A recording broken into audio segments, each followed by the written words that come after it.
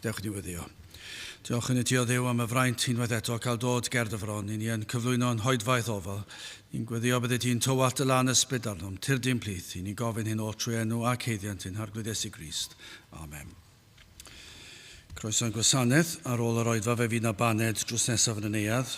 Fydd yn hoedfa nesaf pnawn Sul am hanner awr wedi 3. Mae'n cwrgweddi misol cael ei gynnal ar y drydedd nosau o'r mis, sef Mehefin yr 20 am hanner awr wedi 7. At goffach chi hefyd am y gynhadledd haf yn ystod yr oedfa Gymraeg ar y pnawn dydd Iau fe fydd y parchedig Martin Williams y Pregethu. Nawr wrth i ni gymryd y casgliad gan i aros ar ein heistedd tra bod ni'n canu Emynrif 108, Iesu difyrwch fenaid drud i'w edrych ar dywydd. 108.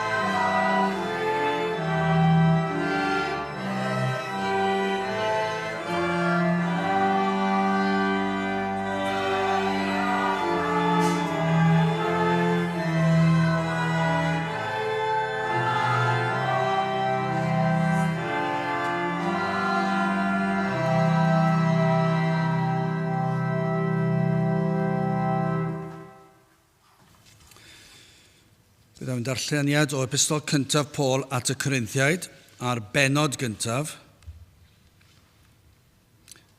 1 Corinthiaid penod 1 ac yn dechrau yn adnod 23. Eithir, na ni ydym yn pregethu Crist wedi ei groeshoelio i'r Iddewon yn dramgwydd ac i'r groegwyr yn ffolineb, ond iddynt hwy y rhai a alwyd Iddewon a groegwyr yn grist gallu Duw a doethineb Duw. Canis y mae ffolineb Duw yn ddoethach na dynion a gwendid Duw yn gryfach na dynion.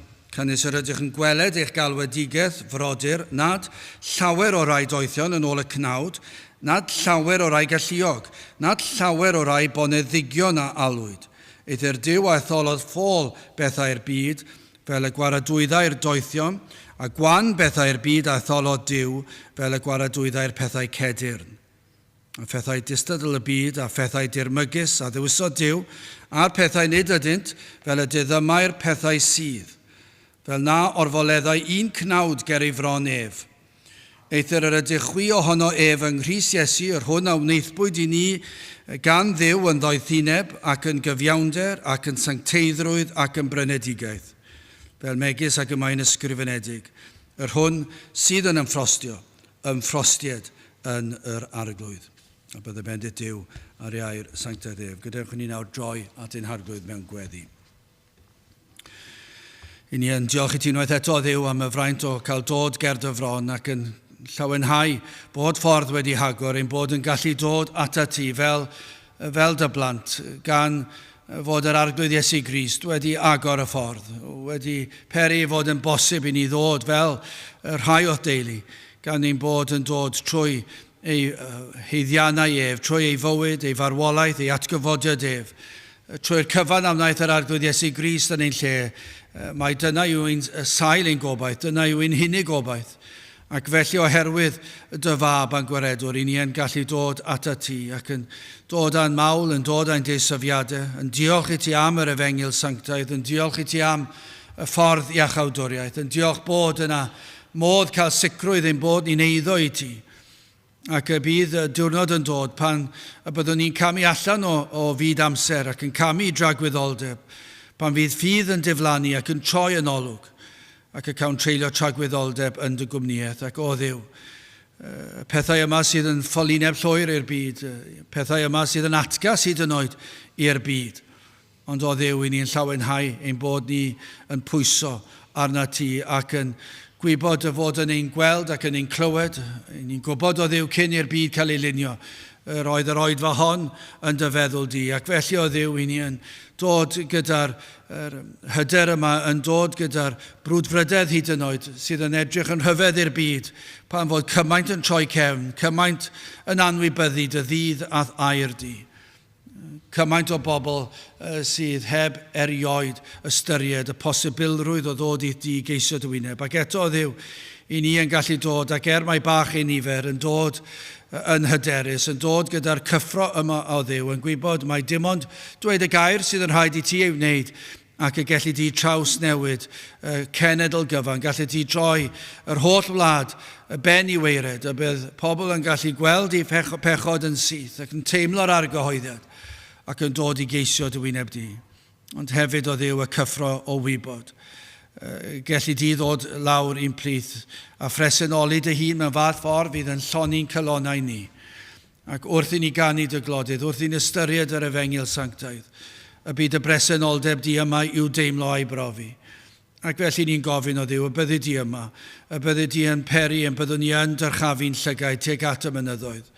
Ac y byddu di yn bresennol yn ein hoedfa, yn cadw'r un drwg i ffwrdd o Dduw, i ni yn ymwybodol iawn o'r frwydr ysbrydol ac yn gwybod yr hyn y mae'r un drwg am i'w wneud. Ac i ni yn gweddio bydde di'n cadw yr un drwg i ffwrdd ac yn peri y byddwn ni'n gwybod beth yw gwir addoliad. Ac y bydd enw yr arglwydd Iesu Grist yn cael ei ddyrchafu goriwch pob enw arall. Ac felly o Dduw i ni'n gofyn i ti weithio yn rymus yn ein plith ni yma, yn ein hardal ni yma yng Nghaerdydd ac yn ein gwlad fach ni yma ac yng ngwledydd y byd. Mewn dyddiau tywyll a dyrys, i ni'n gweddio bydde di'n dod â gobaith yr efengil unwaith eto. Tywallt Alun ysbryd arnom. Bendithio ni nawr arwain ni yn ein haddoliad. I ni'n gofyn hyn oll felly trwy enw ac heiddiant ein harglwydd Iesu Grist. Amen.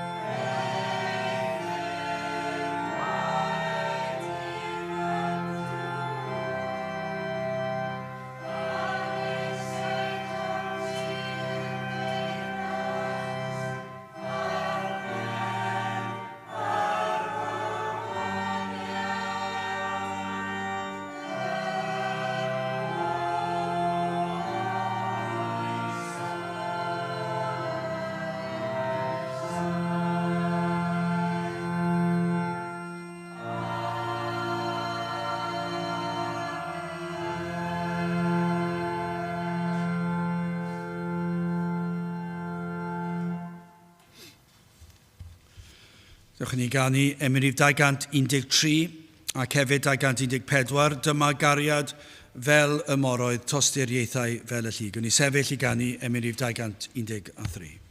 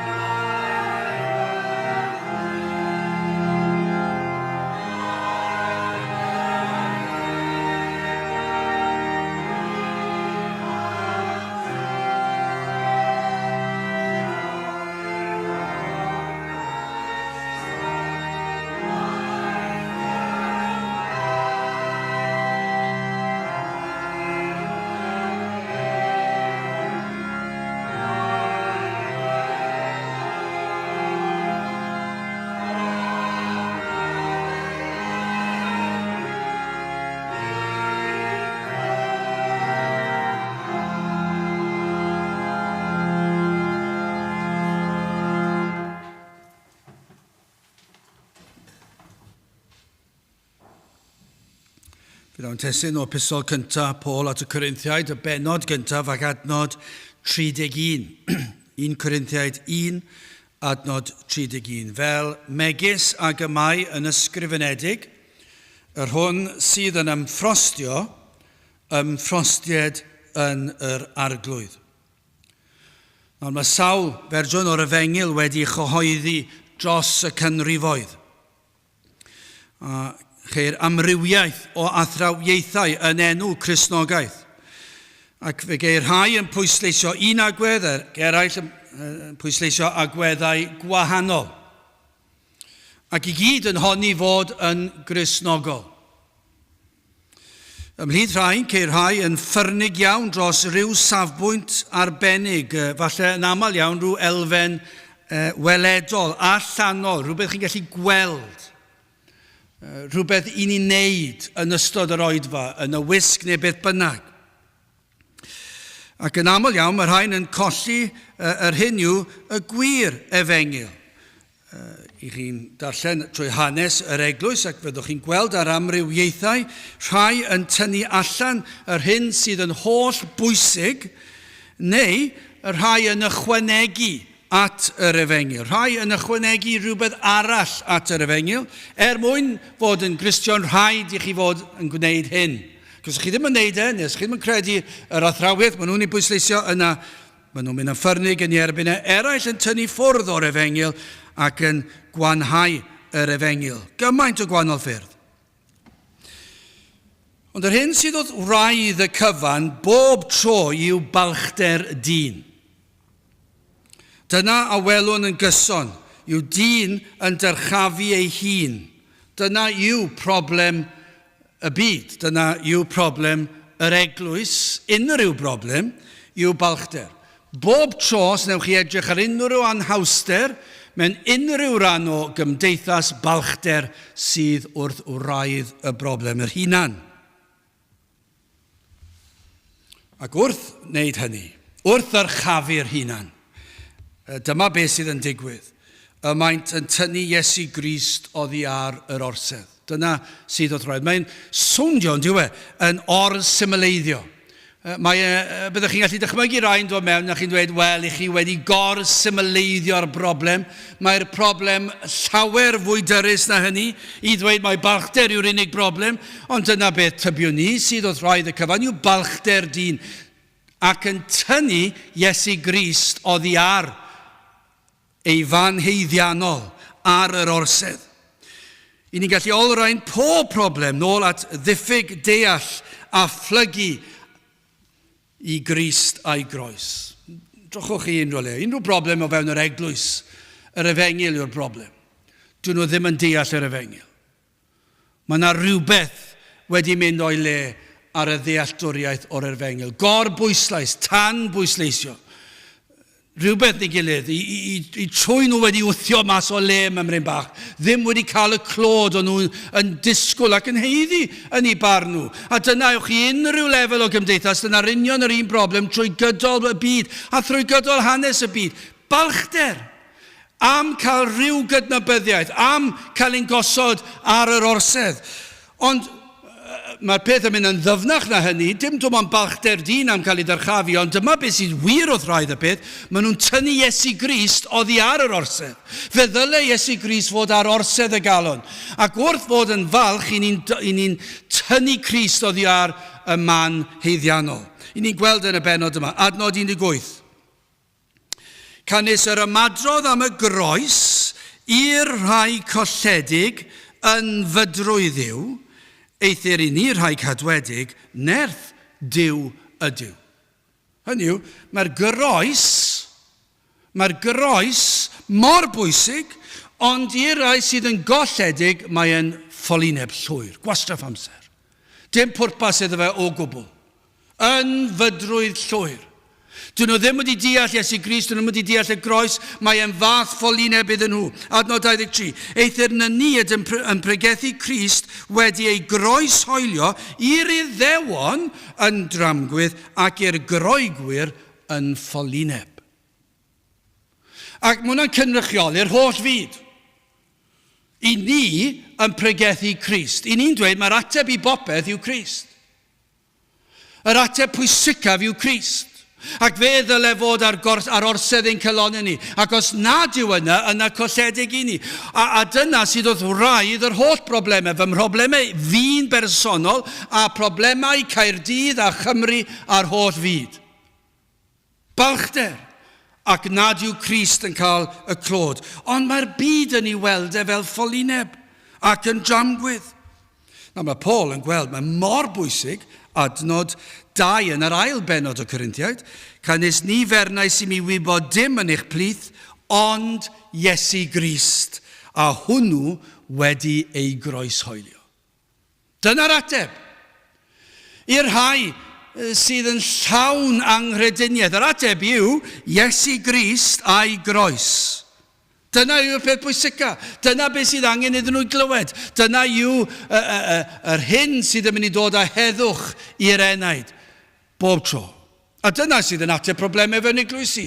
Os ydyn ni wedi deall yr efengil, ac wir wedi brofi fe, mae e'n datrys gymaint, ac yn bellach bod ni'n aros yn agos at y groes a'r efengil, yna i ni'n agos iawn at y man yma mae'r arglwydd am yn ei fod. Wel, hoffwn ni edrych ar yr adnod yma, adnod 31, fel y testyn, ond yn gyntaf hoffwn ni edrych ar ymffrost y byd. Ac yn ail, ymffrost y crefyddol, ac yn drydydd, ymffrost y Cristion. Neu, allech chi ddweud, balchder y byd, balchder y crefyddol, ac balchder yn yr ystyr gorau, y y Cristion. Wel, yn gyntaf, ymffrost y byd. Fel megis ac y mae yn ysgrifenedig, hwn sydd yn ymffrostied yn yr arglwydd. Dyna beth sy'n mor bwysig. Os ych chi'n mynd i fod yn ymfalchu, os ych chi'n mynd i fod yn falch am unrhyw beth, be mae'n dweud yw, ymffrostiwch yn yr arglwydd. Ond beth yw ymffrost y byd? Mae'n gweld fan hyn, mae Paul yn gweld, mae'n mor bwysig, mae'n dyfynnu'r Hen Testament, mae'n dyfynnu Jeremia 9 adnod 23. Mae'n dyfynnu athrawiaeth sydd ymhell yn ôl pan oedd Jeremia yn broffwyd, ac i ni'n gweld o hynny, oedd yr un broblem bryd hynny, yr un broblem oedd raidd yr anhawster yma oedd mewn dyn ymhell yn ôl yn yr Hen Testament. Lle chi fynd nôl i Moses, lle chi fynd nôl reit i Genesis, fe welwch chi fe drwy draw. Mae yna trwy'r Hen Testament. Mae'n dyfynnu'r Hen Testament i bwysleisio'r ffaith, dyma yw'r broblem. Wastad wedi bod. Tybiwn ni, fe fyddwn ni'n ei weld e to o fewn yr eglwys. Ni'n gweld o fewn cymdeithas trwy'r amser. Ond ni'n ei weld e trwy'r amser. Y balchder yma. Ac yr oedd yn gymaint o faich gan yr proffwydi, roedd nhw'n pregethu am y peth. Mae Paul yn pregethu am y peth. Mae dal yno, y broblem yn y Testament Newydd, mae dal yma hyd heddi. Mae angen dangos i ddyn yr hyn sydd yn wir amdano. Ei fod yn falch. Bod dyn yn clochdar i glodydd ei hun. Ond nid yw'n wir. Nid yw hyn yn golygu un rhan o gymdeithas yn unig. Mae'n hawdd falle gallu camgymeryd hyn a meddwl, dyma'r mawrion, y rai sydd yn falch am ei hunan. Ni'n gweld adnod 26 a ni'n gallu camddeall hyn yn dydyn ni. Canis yr ydych yn gweled eich galwedigaeth frodyr, nad llawer o rai doethion yn ôl y cnawd, nad llawer o rai galluog, nad llawer o rai boneddigion a alwyd. Hynny yw, chi ddim yn mynd i weld llawer o frenhinoedd yn dod i gredu. Dyna tybiwn ni, byddwch chi gallu dweud o hynny. Chi ddim yn gweld llawer sydd yn gwisgo coron mawr drud ar ei pen, a gwisg mawr crand, a bod yna rhyw gerbyd gorau posib yn gallu cario nhw ar hyd y strydoedd, a pawb yn plygu lawr ac yn chwifio baneri. Nid llawer o'r rheini sydd yn dod i gredu. Nid llawer o arweinyddion gwledydd mwyaf pwerus y byd sydd yn dod i gredu. Nid llawer o'r rhai yma. Ond be mae hwnna'n golygu yw, mae yna rai. Peidiwch â meddwl nad oes na aelodau o'r teulu brenhinol yn dod i gredu. Peidiwch â meddwl nad oes na arweinyddion gwledydd mawr y byd yn dod i gredu. Peidiwch â meddwl nad yw'r cyfoethog yn dod i gredu. Gallwch chi ddim dod i'r casgynlyniad yna, achos mae yna rai wedi. Mae yna rai o rai mawrion yn ôl y byd, y boneddigion, wedi dod i gredu. Mae yn bosibl, nid llawer. Nid llawer o rai boneddigion a alwyd. Ond felly o hynny, ni'n gallu gweld bod na rai. Ceir rhai ohonynt. Rhai sydd wedi llwyddo mewn amryw feisydd efallai. Nid sydd wedi cael ei geni i freintiau, ond sydd wedi gweithio i ffordd lan. Ac wedi ennill y statws allwch chi os chi eisiau defnyddio'r geiriau yna. Maen wedi llwyddo mewn bywyd. Yn fwy na'r cyffredin. Ac mor aml, oherwydd ei llwyddiant, fe geir balchder. Ac oherwydd ei llwyddiant, a gallai hwn fod mewn unrhyw faes, allai fod mewn byd addysg, mewn byd busnes, mewn byd chwaraeon, unrhyw faes sy'ch chi eisiau meddwl amdano, maen nhw wedi llwyddo. Ac o ganlyniant i'r llwyddiant, yn well na pobl fel fi a chi, maen nhw'n edrych lawr arno ni. Ac yn meddwl ei bod nhw'n well. Ac yn gwybod ei bod yn sicr yn well yn y maes hynny, achos falle bod yr ffeithiau yn profi hynny. Mae nhw'n well yn y maes arbennig hynny. Ond dyma yw natur ddynol. Y mae rheini yn meddwl bod nhw'n well ac yn ymfalchio yn y pethau hynny. Mae'n sicr rhai sydd wedi geni'n freintiedig. Mae yna rhywbeth yn ei natur nhw sydd yn falch yn aml yn does na. Natur balch dyn yn gyrru'r ymffros mor aml. Sawl un ohono ni, falle, neu rai yr ydym yn ei hadnabod sydd wedi ymffrostio mewn cyfoeth. I chi di weld e? Mae'r byd yn ymffrostio mewn cyfoeth. Maen nhw'n mwynhau'r ffaith rywsut, falle trwy deulu bod nhw wedi etifeddu lot o arian, neu falle trwy waith caled, bod ganddynt arian. Chi wedi gweld, chi'n darllen amdano nhw yn yr papurau newydd ac ni'n clywed amdano nhw. Falle rhai sy'n eisiau pwysleisio, maen nhw wedi gweithio'n galed neu wedi llwyddo ni maes nhw ac wedi rhoi yr oriau o ymarfer mewn ar y maes chwarae falle ac wedi dod yn enillwyr rhyw gystadlaethau pêl-droed neu rygbi neu beth bynnag ac maen nhw wedi cael eu prynu gan rhyw glwb mawr a maen nhw'n cael cyflog mawr ac maen nhw'n dweud o ie, cofiwch chi des i o'r strydoedd cyffredin. Oedd mam a dad yn ffindo fe'n anodd. Dim lot o arian dyn. Ond hyd yn oed felly chi'n gweld y balchder. I chi'n gweld yr edrych lawr efallai, dwi wedi llwyddo, dwi wedi gweithio'n galed. Dwi wedi gweithio'n galed am y peth. Ac yn aml, mae yna afael yn does gan gyfoeth arnynt. Dyma yw eu trysor nhw. Maen nhw'n ymddiried yn eu cyfoeth. Mae cyfoeth fel diw bach, achos maen nhw'n addoli'r diw yma, achos mae'r diw yma wedi dod â lot o bleser iddyn nhw. Wedi dod â lot o sylw iddyn nhw. Mae pobl eisiau nhw arwyddo rhyw ddogfen neu'r Cris Pêl-droed. Newch chi ddod a siarad â fi, gael lun gyda chi. Chi wedi clywed yma fath beth ar hynlyn. Bellach maen nhw'n tynnu llun. Gael lun gyda chi. Chi mor enwog, chi mor bwysig, ac mae'r balchder dyn yn dod yn diwedd. Mae pobl eisiau llun gyda fi, maen nhw'n meddwl. Mae rhai mor falch yn eu cyfoeth, maen nhw'n hysbysebu'r peth yn eu gwisgoedd nhw. Dyn nhw ddim yn ofalus sef yn y gwisgo, maen nhw'n gwisgo y gwisgoedd mwyaf drud. Maen nhw'n prynu'r ceir mwyaf drud, mwyaf pwerus. A mwy nag un. Maen nhw'n prynu'r tai mwyaf moethus, mynd ar eu gwyliau, ac maen nhw'n hysbysebu'r gwyliau. I chi'n gallu neud, dwi ddim yn deall y pethau yma rhyw lawer, ond i chi'n gallu cael ar eich ffonau symudol, ac i chi'n gallu dweud o fewn yr eiliad yna, dyna ble'r i chi yn cael gwyliau mewn rhyw draeth moethus, mewn rhyw westi crand, ac i chi'n tynnu llun, anfon y mas, mae pawb yn gweld eich bod chi wedi bod yn ar eich gwyliau. Yn syth, mae bobl eich chi ddim wir yn ffrindiau dyn nhw'n gwybod bod chi wedi cael gwyliau yn y lle arbennig yma. Ac mae yna rai yn ymfalchio. Mae cymdeithas mor rwydd nawr i gallu hysbysebu. Drychwch arno fi, dwi wedi llwyddo. Chi cofio fi yn yr ysgol? Ie, fi wedi llwyddo. Dwi wedi cael swydd dda, dwi wedi dyrchafu lan i ryw lefel, dwi wedi cyrraedd y top, a dwi eisiau pawb i wybod pa mor llwyddiannus ydw i. Ac mae yna ymffrost yn ei cyfoeth. I ni'n gwybod bod hwn yn wir, mae'n ffaith. Mae yna ymffrost yn ei cyfoeth. Nawr, fe allai fod yn rhywbeth arall. Mae yna rai yn ymffrostio yn ei nerth. Nawr, gall hyn fod yn nerth corfforol. I ni'n gweld hyn yn aml iawn heddi, pan mae yna gymaint o bwysau ar ymarfer corff.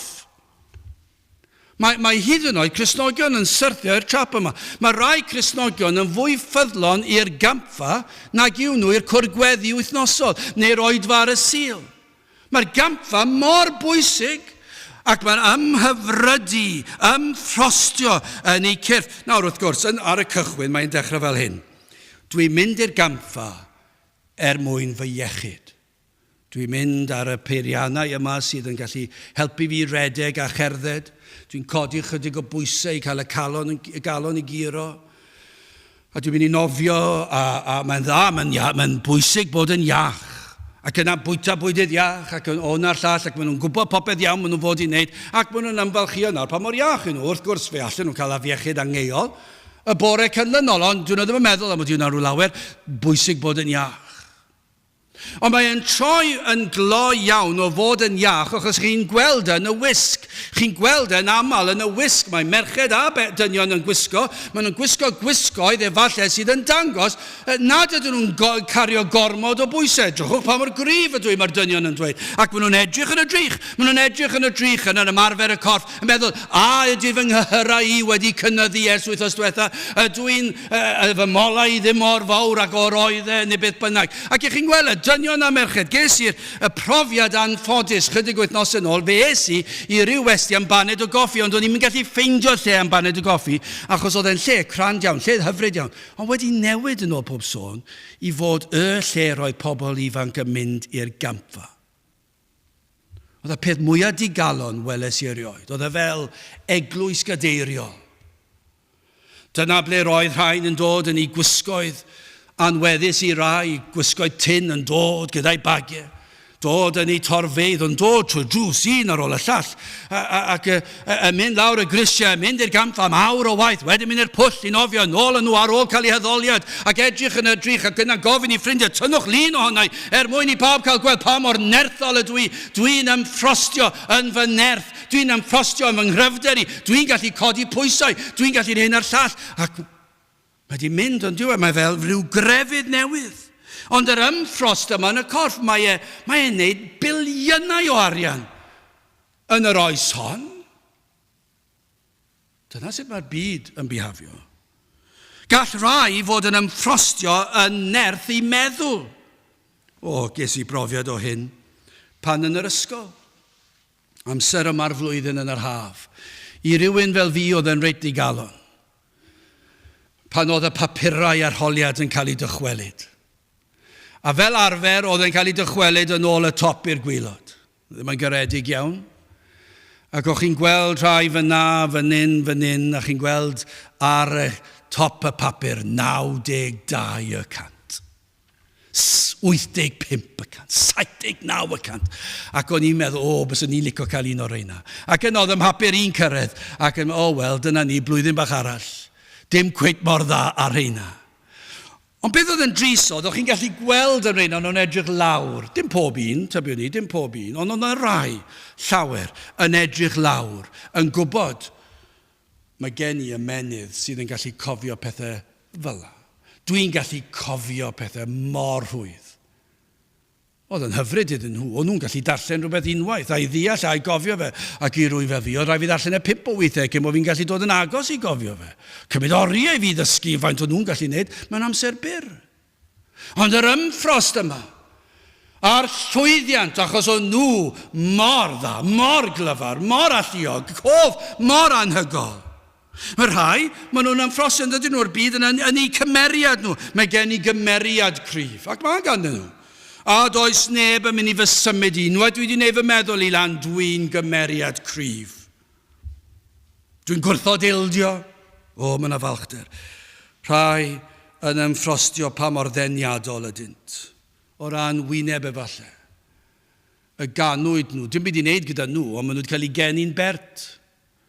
Ac o'r fath falchder. Chi'n ei weld yn aml iawn, dim bob tro. Ond rhai oedd yn naturiol bert, neu'n ddeniadol, yn aml iawn yn mynd i'w pennau nhw ac yn edrych lawr a rhai oedd ddim mor bert yn nhw. Neu personoliaeth. Ymfalchu yn eu personoliaeth. Mae nhw oedd canolbwynt y parti. Nhw oedd yn cael ei gwahoddi bob parti. Lle roedd rhai ohonyn ni byth yn cael ei gwahoddi unrhyw beth, ond oedd nhw'n cael ei gwahoddi bopeth. Yr ymffrost yma, ond ydyw e, allan ni fe ymlaen. Mae dyn yn darganfod pob math o bethau ymfalchuon ddynt. Sdim ots beth yw e, cyn belled fod mod i'n gallu teimlo mod i'n well na rhywun arall. Dyna beth sydd yn dod â'r llynyddwch i bobl. Os fedra i feddwl am unrhyw beth dwi'n well na rhywun arall, yna dwi'n falch. Dyna yw natur dyn, dwi'n mor falch. Ond mae rai fi ofyn hwn cyn i ni symud ymlaen. Gai ofyn, dyma pan mae Paul yn pwysleisio hyn. Beth yw pwrpas yr ymffrostio mewn cyfoeth, neu yn fy nerth corfforol, neu yn fy ngallu meddyliol, neu yn fy ngwyneb pert, neu ddiffyg pert, neu beth bynnag yw e. Beth yw ei bwrpas e pan ddoi i ddiwedd bywyd? Ni'n cael paratoad iddo fe wrth i ni fynd yn hun. Ni dal ddim yn dysgu'r wers. Dyw'r corff ddim mor gryf wrth fynd yn hun. Dydy ni ddim mor bert wrth i ni fynd yn hun. Dydy ni ddim o'r alluog, ni'n dechrau anghofio pethau wrth fynd yn hun. Ac felly mae'r wers yno i ni, mae'r arglwydd wedi rhoi i ni'r wers cyn i ni ddod a chamu tragwyddoldeb, ond ni'n dal yn gwrthod dysgu'r wers. Ond pan ddown ni wyneb yn wyneb a'n creawdwr, a'n barnwr, pa werth, pa les, pa help fydd y ffaith fy mod i wedi gallu codi'r bwrdd yna, y ford yna lan gyda fy nwy fraich fy hunan. Pa werth yw hwnna'n rhagwyddoldeb? A yw Duw yn mynd i ddweud, fe gewch chi ddod i'r nefoedd achos i chi mor gryf yn y gampfa. Neu a yw Duw yn mynd i ddweud, wel, o'ch chi'n gallu cofio pethau mor dda, o'ch chi'n cofio'r fformula fathemategol mwyaf cymleth a'i ddeall ac yn gallu cymhwyso fe, ac oherwydd hynny fe geid i ddod i'r nefoedd. Ond i ni'n rhoi gymaint o bwyslais ar y pethau yma, ymffrostio yn y pethau yma. Ond dyn nhw ddim werth dim byd. Maen nhw'n lleihau yn ei gwerth yn ystod bywyd. Os byw tan yn gant, maen nhw wedi llwyr ddiflannu. Ond yn rhagwyddoldeb ger bron y tad, dyn nhw werth dim. Dydy mynd i'r gampfa 5 gwaith yr wythnos yn werth dim. Dydy cael sawl gradd ar ôl eich enw yn werth dim. Mae gyda'ch ni symud ymlaen. Mae hwnna'n broblem anferth. Ond yr ail broblem yw ymffrost y crefyddol. Gai bwysleisio, nid y Cristion dwi'n dweud fan hyn, y crefyddol, a gai ddweud nid dim ond Cristnogaeth, ond pob crefydd, ond dowch a Cristnogaeth yn sicr mewn i'r term hynny o'r crefyddol. I'r byd, i'r di-grefydd, yr rhai sydd yn dweud nad oes na dduw, ac felly yn anwybyddu pob her rowch i'r byd i feddwl pa les sydd yna i ymfalchio yn y cnawd pan yn dod wyneb yn wyneb â Duw. Os ydyn ni'n dod ar her yna i'r byd, dwi ddim yn poeni nhw lawer, achos dyn nhw ddim yn credu bod na Dduw. Dwi'n mynd lan at y pobl sydd yn mynd i'r gampfa bob dydd o'r wythnos am sawl awr a dweud wrthyn nhw pa werth sydd na pan fyddwch chi'n wynebu Duw. Dyn nhw ddim yn credu mewn Duw. Fe fyddan nhw'n dod ger bron Duw, ond dyn nhw ddim yn mynd i wrando nes bod Duw yn ymyrryd yn eu calonau nhw. Ond i'r crefyddol, maen nhw'n credu mewn Duw. Yr rhai yma sydd yn honni bod na ryw dduw yn y nefoedd, mae na ryw ymfalchio ychwanegol, a dwi'n pwysleisio ymfalchio ychwanegol, achos bydd rhain yn ymfalchio fel y byd hefyd. Mae'r crefyddol yn ymfalchio yn ei cyrff, yn aml iawn, neu yn ei meddwl, yn aml iawn, neu yn ei personoliaeth, yn aml iawn, neu yn ei golwg yn aml iawn. Dyn nhw'n cael esgusodio hynny, maen nhw'n eog o hynny hefyd. Mae'r crefyddol fel petai rhyw fath o eogrwydd ddwbl yma, does? Mae'r crefyddol yn gallu mynd o gwmpas y lle, drychwch arno fi, dwi mor alluog. I ni'n gweld o fe yn yr eglwys. Mae yna rai yn gallu pregethu mor academaidd, mor gymleth, does neb yn deall gair maen nhw'n ei ddweud, ond maen nhw'n ymfalchio yn y ffaith bod nhw'n gwybod y Groeg, neu gwybod yr Hebraeg, gwybod yr athrawiaethau. Mae mor gymleth, ond mae yna rhyw falchder yna. Felly, yn y crefyddol, yn aml iawn, fe gewch chi'r ymfalchio cnawdol, bydol, ond hefyd yr ymfalchio crefyddol. Mae yna rhyw lefel arall sydd yn drienus. Mae'n afiach, erchyll. Mae yn fwy brawychus pan chi'n darllen adnod 29. Fel na orfoleddau un cnawd, a sylwch hwn, ger ei fron ef. Ger ei fron ef. Hynny yw, i feddwl bod gan ddyn unrhyw beth i ymfalchio ynddo yn rhyfedd, ond hynny ym mhresenoldeb Duw, ger ei fron ef. A dyna'r tristwch. Os oes unrhyw un yn meddwl felly, falle bod yna rai yn meddwl y crefyddol, pan ddaw y dydd, ac maen nhw'n meddwl fel hyn nawr, pan ddaw y dydd, a bydda fi yn sefyll ger bron Duw, fe fydda i yn gallu rhestru y daioni dwi wedi wneud. Ac os ych chi'n meddwl felly, yna dydych chi ddim wedi dechrau deall beth yw dod i bresenoldeb Duw. Dyna'r broblem, chi ddim wedi dod i ddeall unrhyw beth am Dduw. Mae dod i bresenoldeb Duw yn frawychus, ond yw e? I ni'n dod i bresenoldeb, creawdwr y byd, mae hwnna'n rhywbeth, ond yw e? Mae'r byd yn nerfus pan chi'n dod i weld rhywun pwysig, rhywun enwog, y brenin neu'r frenhines, beth bynnag, a mae yna rhyw galon yn curo ac chi'n poeni sy'n chi'n edrych. Ond i ddod ger bron Duw y tad. Ac i ddod o flaen yr un a ddywedodd y gair ac yr oedd. I'r un a ddywedodd bydded goleini ac fe ddath goleini. I'r un a roddodd anadl i gorff ddynol. I'r un sydd yn holl alluog, hynny yw mae'n gwybod pob peth, yr un sydd yn holl bresennol, yr un sydd yn sanctaidd yn gwbl bir, i ddod i'w bresenoldeb ef. Hynny yw, pan ni'n dod i bresenoldeb goleuni gogoneddus Duw, ac fydd ei oleuni fe yn goleuon bydreddu ni yn syth. Dyna am beth ni'n sôn. I ni'n dod i bresenoldeb un fydd yn gallu'n condemnio ni am dragwyddoldeb. Fe fydd yn gallu anfon enaid i dragwyddoldeb yn syth. I ddod i bresenoldeb un sydd yn deall popeth amdana fi, yn gwybod am bob un pechod dwi wedi i'w wneud, am bob un peth dwi wedi ystyried yn fy meddwl, am bob un breuddwyd dwi wedi gael, ac yn gwybod y bydd e'n deall y cymhelliad ac fe fyddai'n atebol ger bron yr holl alluog am bob un, ac i feddwl byddai'n gallu dod i'w bresenoldeb gyda balchder. A rhestru i Dduw.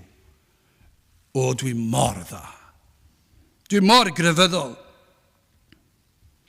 Mae mor dris yn dweud fod y crefyddol yn gwneud yn union hyn sydd yn groes i'r Efengyl. Grandewch, dyma beth yw'r Efengyl, adnod 30 a 31. Eithir, yr ydych chwi ohono ef yng Nghrist Iesu, yr hwn a wneithbwyd i ni gan Dduw yn ddoethineb, ac yn gyfiawnder, ac yn sancteiddrwydd, ac yn brynedigaeth, fel megis ac yma'n ysgrifenedig, yr hwn sydd yn ymffrostied yn yr Arglwydd. Nawr, dyna yw Cristion. Dyna yw'r Efengyl. Dyna yw gwir grefydd. Ond mor bell o hyn yw'r crefyddol, Cristnogol hyd yn oed, o fewn ein gwlad ni yma yng Nghymru, yn hytrach na phwyso ar Grist ac arno ef yn unig am ddoethineb, am gyfiawnder, am sancteiddrwydd ac am brynedigaeth, mae'r crefyddol yn pwyso ar ei ymdrechion ei hun. Rhyn a welir mor aml. Yw fy dyn yn ymdrechu i blesio Duw trwy ddoethineb ei hun, ei allu ei hun. Mae'r adnod yma'n ddigon clir. Mae pwyso ar ddoethineb Crist y dylsech chi fod yn ei wneud. Ond mae'r crefyddol yn pwyso ar ei ddoethineb ei hun, fe wna ei foesau ei hun. Mae wedi dyfeisio trwy ei ddoethineb ei hun, mae dyma'r moesau sydd rhaid i mi ei wneud mwyn plesio Duw. Ac mae'n addasu rhai syniadau ei hun a rhai syniadau Beiblaidd neu pa bynnag grefydd ydyn nhw, ac maen nhw'n dod at rhyw ddewisiad, rhyw greadigaeth o'i athrawiaeth ei hunan. Dyna i doethineb nhw. Maen nhw wedi penderfynu mai dyma yw crefydd, mai dyma sut dwi'n mynd i blesio Duw, fe na i ddod at fy noethineb fy hun, a dwi'n mynd i benderfynu bod chi tipyn bach rhy llym fan hyn, a dwi'n mynd i bwysleisio hwn. Hynny yw, mynd i'r capel yn ddigon da. Roed arian yn y casglad i helpu'r tlawd yn ddigon da. Peidio lladd neb yn ddigon da. Allech chi restru'r peth ymlaen ac ymlaen ac ymlaen. Maen nhw'n credu yn siŵr y byddant yn plesio Duw gyda'i hymdrechion nhw, o'i gwaith crefyddol nhw, efallai bod nhw'n helpu. Chi'n gweld ar draws y wlad, chi'n gweld, mae yna rhai pobl crefyddol yn mynd ati ac yn mynd allan i wledydd lle mae yna ryfeloedd. Ac mae'r holl beth yma yn bethau da, ond dyma'r tristwch, maen nhw'n meddwl mai dyma sy'n mynd i blesio Duw. Os a i fynd a gweithio mewn rhyw gegin i helpu'r tlawd. Os a i ryw le lle mae yna ryfel, mae hwnna'n yn fwy eithafol efallai, mwy peryglus, ac yna'n teimlo fe fydd Duw yn hapus yn ni. Ydyn ni'n dweud fod y pethau yna'n ddrwg? Nag ydyn ni. Ni'n dweud na ddylid gwneud y pethau? Nag ydyn. Ond ydyn ni'n dweud a fydd y pethau yna'n plesio Duw? I ni'n dweud yn sicr fydden nhw ddim yn plesio Duw. Os oes na unrhyw falchder yna fe. Os i ni'n gwneud pethau i blesio Duw, hyd yn oed y gweithredoedd gorau i ni'n gallu meddwl amdano, dydyn ni ddim wedi deall yr Efengyl. Ond dyma yw dyn yn pwyso ar ei ddoethineb ei hun. Allen ni ddychmygu rai yn gwrando ar y neges yma nawr ac yn gwylltio'n gacwn yn dweud, mae hwnna'n ofnadw. Mae'r pobl sydd yn fodlon aberthu ac yn rhoi o'i hamser mewn peryg. Sut allwch chi ddweud bydde Duw ddim yn fodlon â hynny? Ac maen nhw wedi pwyso ar ei doethineb ei hun. Maen nhw wedi creu ei crefydd ei hun. Maen nhw'n pwyso ar ei gwybodaeth ei hun. Mae'r Cymru'n arbenigwyr ar hyn yn dydyn ni. Gyda hanes Cristnogaeth yn ein gwlad. Pobl sy'n gwybod yr emynau, gwybod y tonau. Ymfalchio ym mhresenoldeb yn mynd i'r capel yn ffyddlon. Ond ni'n gweld mae'r rhestr yma'n sôn am ddoethineb, am gyfiawnder, am sancteiddrwydd ac am brenedigaeth yn sicr i chi. Y mae'r crefyddol wedi camddeall y pwyso ar gyfiawnder Crist. Maen nhw'n pwyso ar ei cyfiawnder ei hunan. Cred bod ei cyfiawnder gymaint gwell ar mwyafrif, achos maen nhw'n mynd i'r capel, dyn nhw ddim. I ni'n rhoi i elusynau ac yn helpu'r tlawd, dyn nhw ddim. Dwi heb dorri'r gyfraith, dwi wastad am ddangos cariad i gael bobl. Dwi'n un sy'n cael fe edmygu o fewn cymdeithas. Does dim cwestiynu fi fy nghyfiawnder fi. Dwi mor dda. Dwi'n cadw'r sabath i raddau. Dwi'n mynd i'r capel o leia unwaith ar y sul, neu unwaith bob pythefnos, neu bob mis. A pan dwi ddim, dwi'n trial fy ngorau. Does neb yn gallu meddwl am unrhyw beth drwg i ddweud amdano. Dwi'n mor dda. Mae fy nghyfiawnder i'n sicr yn well na pobl eraill. Dwi ddim fel y pobl creulon yna sydd yn lladd pobl, sydd yn dwyn, sydd yn treisio. Dwi ddim yn dim i tebyg i reina. Dwi ddim yn faterol. Dwi ddim yn prynu'r holl bethau mwyaf drwy. Dwi'n rhoi i'r tlawd. Edrychwch arna i, dwi'n mor gyfiawn. Dwi'n pwyso, mae fy ngobaith i am y nefoedd i'r crefyddol yw fy ngweithredoedd da fi, fy moesau, fy nghyfiawnder i. Dyna yw'r crefydd y crefyddol. Yw ei gyfiawnder ei hun, sancteiddrwydd. Ond dyma yw sancteiddrwydd y crefyddol. Maen nhw'n teimlo'n falch o'i hymdrechion. Maen nhw'n perswadio ei hun na fi Duw byth yn ei troi ffwrdd. Ac yn sicr pan ni'n dod i'r gair olaf, prenedigaeth. A mae mae'r gair yma erbyn hyn wedi cael ei taflu allan o bopeth crefyddol yn ein gwlad ni. Dyw'r crefyddwr ddim yn meddwl bod angen prenedigaeth arnyn nhw. Beth? Mae angen i fi cael fy mrhynu, fy rhyddhau o gaethiwed. Fi ges i fy magu yn Gristion. Ges i fy magu yn blentyn da. Dwi wedi mynd i'r capel trwy fy mywyd. Does dim eisiau prenedigaeth arno fi. Mae eisiau fe rhai pobl, ond nid fi. Fe all hyn fod ymhlith pobl efengylaeth hefyd, ond yw e. Ond nid yw e'n gallu bod felly.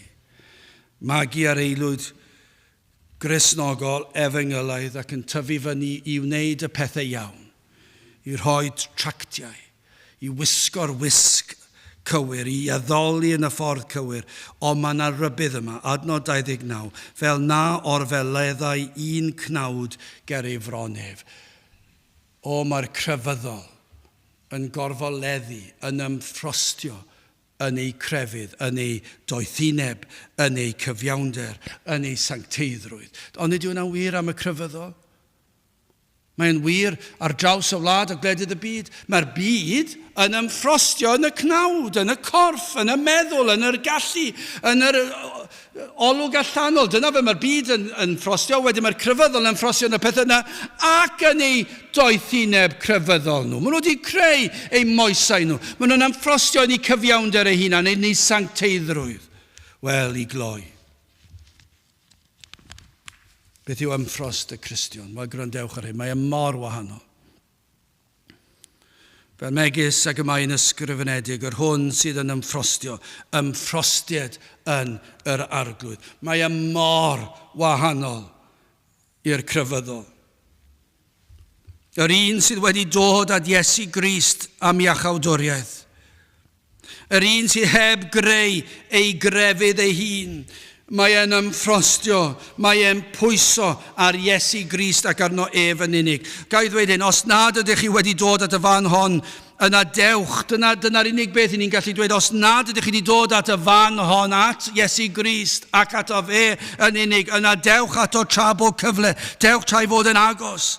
Achos dyma beth ddylech chi fod yn gallu dweud. Dyma beth yn profi os ych chi'n Gristion neu feidio. Crist yw ein doethineb ni. Ydych chi'n gallu dweud hynny? Ceir yr holl wybodaeth angenrheidiol yn yr arglwydd Iesu Grist. Iesu Grist yw gair y bywyd. Iesu Grist yw yr efengil.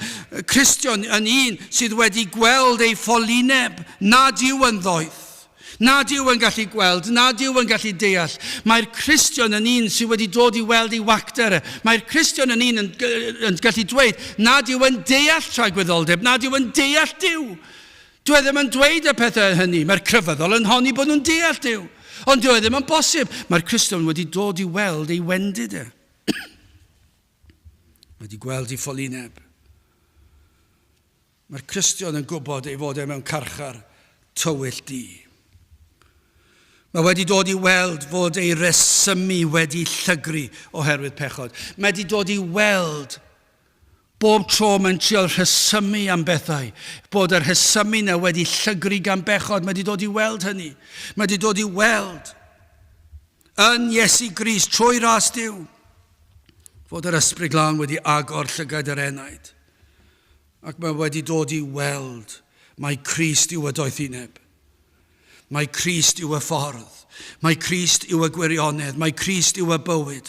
Ac na ddaw neb at y tad ond trwy Iesu Grist. Dyna i chi ddoethineb. Dyna yw gwir grefydd. Mae wedi dod i weld. Mae Iesu Grist yw popeth. Mae wedi dod i weld mae Iesu Grist yw ei ddoethineb fe. Mae'r holl wybodaeth sydd yn angenrheidiol. Fod yr holl ddoethineb yn Iesu Grist, bod iachawdwriaeth yn Iesu Grist. Mae nid mewn cyfres o reolau, nid mewn cyfres o seremonia.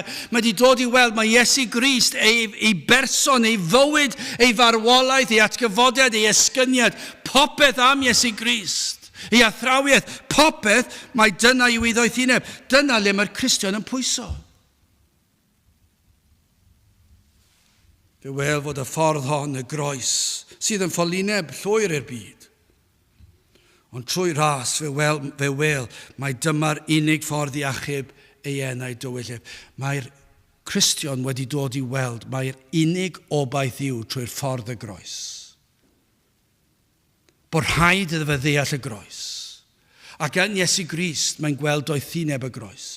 Mae'r byd yn ei weld yn ffolineb. Mae hyd yn oed y crefyddol yn gweld hwn fel ffolineb. Fod eich holl bwyso ar y groes. Iesu Grist ar y groes. Crist yw ein doethineb. Crist yw ein cyfiawnder. Ond nid yw hyn yn ganlyniad gwaith yr ysbryd glân eto. Mae'n waith o ddifri. Mae'n dangos i ni ein pechod, ein methiant.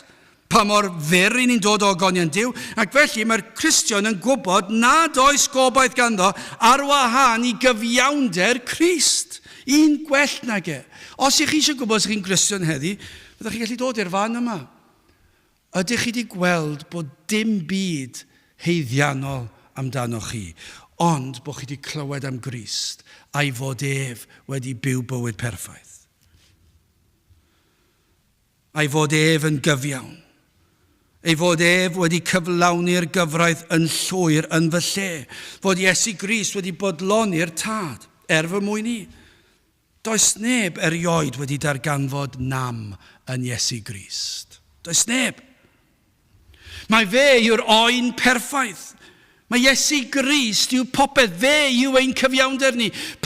Os byddwch chi'n dod at wely angau, os gewch chi'r fraint o ddod i wely angau a gorwedd ar eich gwely angau a gwybod fod eiliadau ar ôl dych chi, mae'r anadl yn gwanhau, ond bod chi dal yn gallu gweld a chlywed rhywbeth, ond yna bod chi'n gallu gorwedd na'n dweud hyn, dwi'n gwybod fod fe enaid yn saff, pam? Achos dwi'n pwyso ar Grist, pam? Mae ef yw fy nghyfiawnder. Does dim byd amdano fi mynd i ddod â fi ger bron Duw y tad, ond mae cyfiawnder Crist wedi bodloni'r tad. Dyna yw fy unig obaith. Os allwch chi ddweud mae Crist yw eich cyfiawnder, Cristion i chi. Os allwch chi ddweud mae Crist yw eich doethineb chi, a i ddoethineb ef yn unig, yna i ni ynddo ef.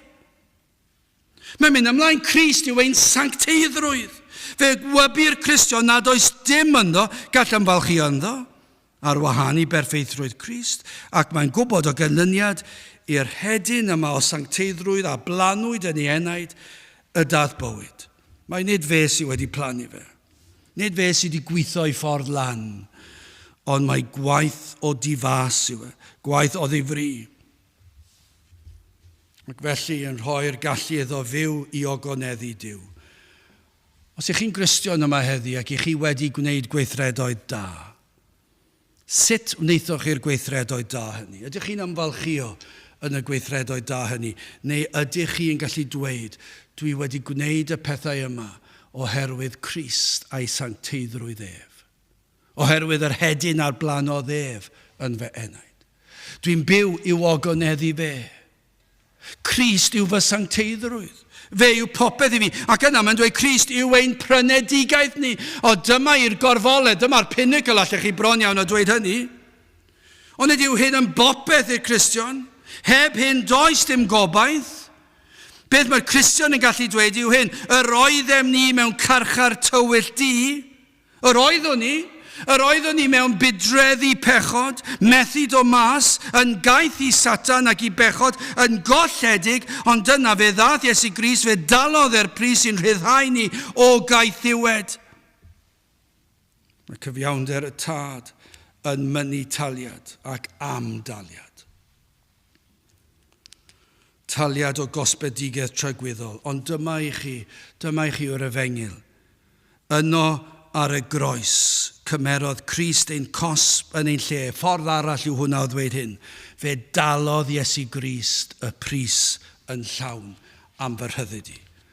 Fe nath e fy ryddhau fi. Dyna yw llawenydd y Cristion. Mae Iesu Grist wedi talu'r pris. Rhywbeth na allwn ni byth ei dalu. Ond dyna a wnaeth ein gwaredwr yn ein lle. Fe ddwedodd Matthew Henry, yr ydym ni yn ffôl, ond ef yn ddoethineb i ni. Yr ydym ni yn eog, ond ef yn gyfiawnder i ni. Yr ydym ni yn llyrgredig a phechadurus, ond ef yn sancteiddrwydd i ni. Yr ydym ni mewn caethiwed, ond ef yw ein prynedigaeth ni. Gai ofyn hyn wrth gloi, ydych chi wedi dod at Grist? Ydych chi wedi pwyso arno ef yn unig am eich iachawdwriaeth? Ai Iesu Grist yw eich unig obaith? Ai fe yw eich unig obaith? Dwi wedi dweud yn sawl gwaith. Fi'n cofio pan ges i lawdriniaeth blynyddoedd yn ôl. Ac yn cael y pigiad yna sydd yn peri chi fynd i gysgu.